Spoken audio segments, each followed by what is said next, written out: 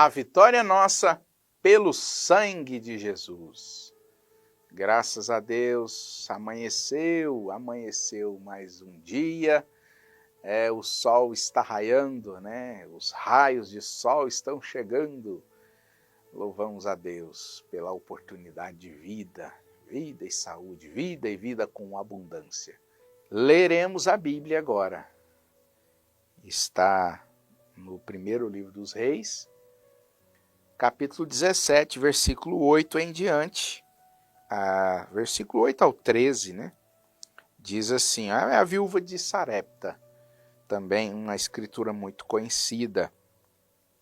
Então veio a palavra, ou melhor, então veio a ele a palavra do Senhor, dizendo, levanta-te e vai a Sarepta, que é de Sidom, e habita ali. E eis que eu ordenei ali uma mulher viúva que te sustente.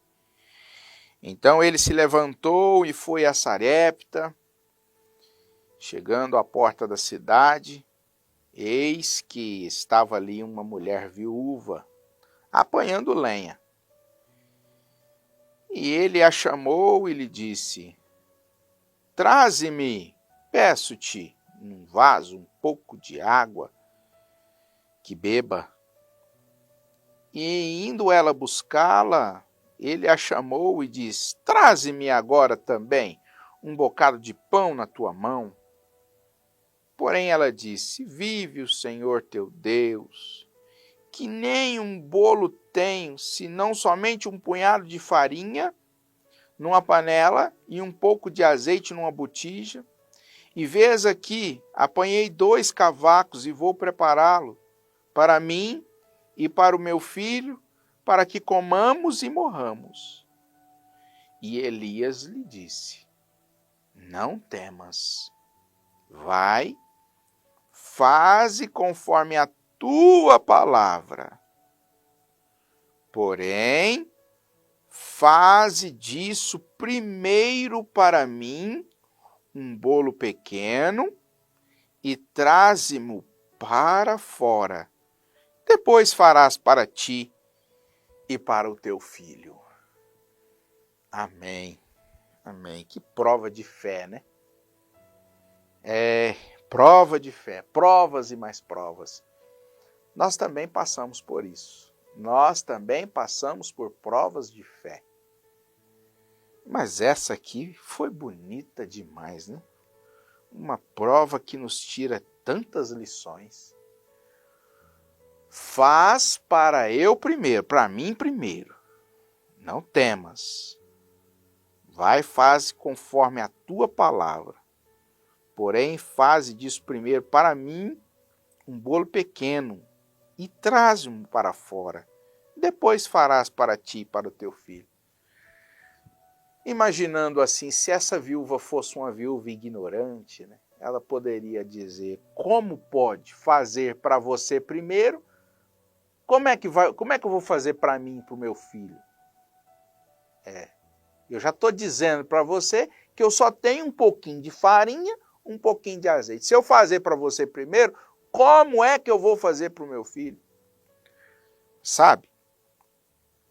Elias saiu de onde estava já nas mãos de Deus, sendo guiado por Deus.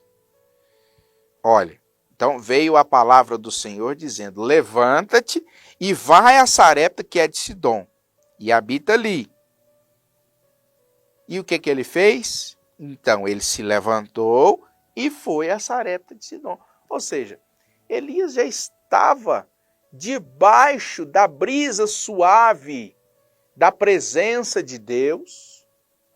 Elias já estava fazendo o que Deus estava mandando, o que Deus estava ordenando. Elias não estava sendo um desobediente, como Jonas, né, um profeta fujão. Deus mandando ele ir para Nínive, ele ir para Tarsis. Aqui não. Deus mandou ele ir para Sarepta e ele foi para Sarepta. Então as coisas estavam se encaixando perfeitamente como Deus queria que fosse, na perfeita vontade de Deus. E chegando ali, tudo aconteceu conforme Deus queria que acontecesse. O encontro do Espírito Santo com o Espírito Santo. O encontro do Espírito de Deus com o Espírito de Deus. Elias estava cheio do Espírito de Deus. E aquela viúva também estava cheia do Espírito de Deus. Ah, irmãos, sabe por que aquela viúva não questionou? Sabe por que aquela viúva não foi uma viúva ignorante a ponto de questionar e dizer: como é que eu vou fazer para você e depois fazer para mim se eu só tenho um pouquinho de farinha? Sabe por que ela não questionou? Porque ela estava cheia de Deus. Quem está cheio de Deus não é um questionador. Questionador é porque tem pouco de Deus. Já pensou nisso? O questionador não tem tanto de Deus nele, não. Quando Deus, o Espírito de Deus, se encontra com o Espírito de Deus, e o que é o Espírito de Deus? O Espírito Santo. Quando o Espírito Santo se encontra com o Espírito Santo, não há questionamento. Esta viúva tinha todas as razões para questionar, né? Mas há segurança. Há segurança na palavra de Deus. Deus falou, não há questionamento em relação ao que Deus falou. É bem entendido, né? Se Deus falou, eu vou questionar por quê. Quando o Espírito Santo encontra alguém que não tem o Espírito Santo, então aquilo promove mudanças. Quando o Espírito Santo encontra quem tem o Espírito Santo, as coisas se encaixam perfeitamente. Mas quando o Espírito Santo encontra alguém que não tem o Espírito Santo, então as mudanças acontecem. Lembrando daquela irmã do presunto com ovos, né? Aquele espírito pesado, indo de encontro com o Espírito Santo. Aquele espírito pesado naqueles bêbados, daqueles homens bêbados, indo de encontro àquela mulher que tinha o Espírito Santo. O que deu? Deu que todos se encheram do Espírito Santo. Nós lembramos nesta hora também daquela cena, daquele filme, né? Aquele trecho daquele filme usamos muito, né? Vimos isso muito nos clipes, nos vídeos do Ben-Hur. Aquele olhar de Jesus, irmãos, o olhar de quem tem o Espírito Santo significa muito. O olhar. Aquele olhar de Jesus, aquele soldado estava totalmente impossibilitado. Já não conseguia mais, já tinha tombado. Mas quando Jesus chegou, sustentou aquele soldado, aquele homem chefe, né? Aquele capitão, quem sabe, aquele chefe maldoso, quando ele foi reprovar aquela ação de Jesus, não precisou mais de um olhar. Para quem tem o Espírito Santo, não tem necessidade de muita coisa, de muita insistência. As coisas ao seu redor mudam. As coisas ao redor desta viúva mudou. As coisas mudaram porque ela tinha Deus em sua vida. As coisas ao redor daquele homem mudou. Aquele homem que viu Jesus nesta cena do filme mudou. Mudou, ele foi porque o Espírito de Deus estava perto dele através de Jesus.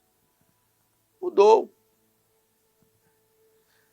Aqui na mensagem Espíritos Sedutores, a partir do parágrafo 117, o profeta de Deus nos narra essa história para nós da viúva de Sarepta. Depois dele trazer toda a história, aqui no parágrafo 120, ele diz...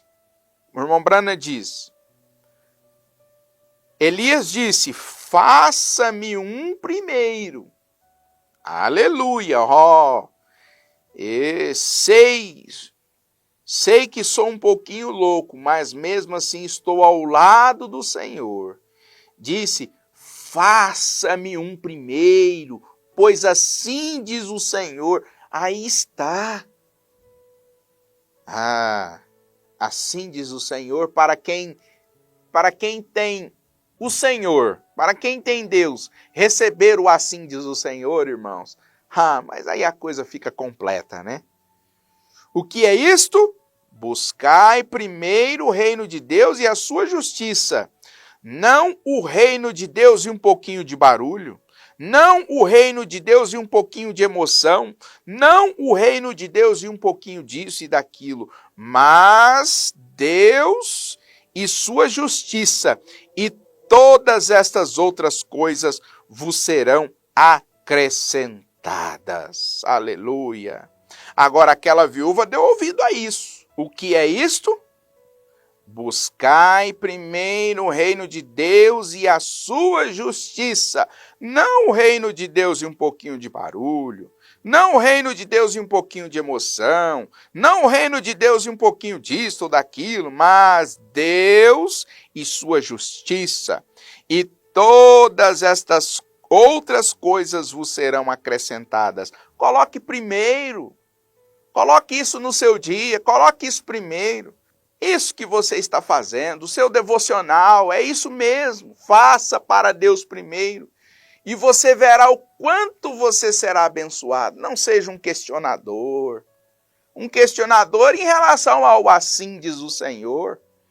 Se você tem o assim diz o Senhor, se você recebeu a Deus, se você tem a palavra de Deus, não seja um questionador em relação ao livro bendito, em relação à palavra de Deus, em relação às bênçãos de Deus, em relação às promessas de Deus na sua vida.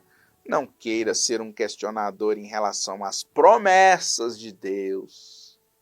Ele disse. Ele prometeu, e se ele prometeu, ele vai cumprir. Amém, graças a Deus. Vamos orar? Vamos falar com Deus? Senhor Deus, obrigado, Senhor, por mais esta maravilhosa manhã, onde o Senhor nos deu a oportunidade de fazer algo primeiro para o Senhor. Senhor, muito obrigado, Senhor. Isso é devolvido em bênçãos à nossa vida, Senhor. Nós temos as bênçãos para nós neste dia, porque estamos fazendo para o Senhor primeiro. No nome do Senhor Jesus Cristo, continue conosco, Senhor, abençoando todas as famílias, em nome do Senhor Jesus Cristo. Amém. Deus vos abençoe, amados irmãos. Um grande abraço e até nos vermos na próxima oportunidade.